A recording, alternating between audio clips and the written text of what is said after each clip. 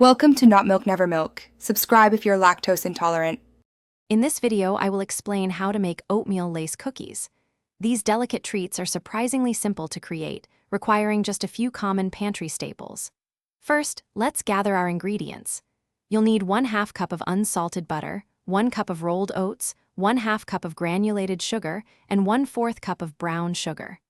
Accurate measurements are crucial for that signature lacy texture, so take your time with this initial step. Now let's mix our batter.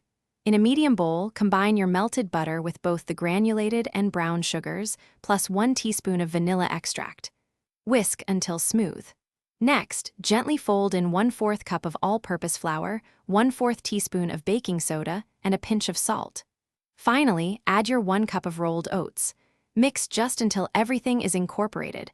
Overmixing can make the cookies tough. It's time to bake. Preheat your oven to 375 degrees Fahrenheit. Drop small, rounded teaspoonfuls of batter onto a baking sheet lined with parchment paper. Remember to leave at least 2 inches between each cookie, as they will spread quite a bit. Bake for approximately 5 to 7 minutes, or until the edges are golden brown and the centers are set. Keep a close eye on them as they bake quickly.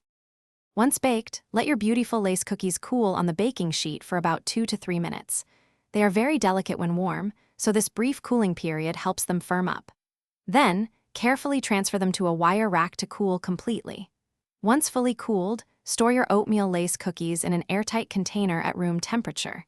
They will stay wonderfully crisp and delicious for up to 5 days.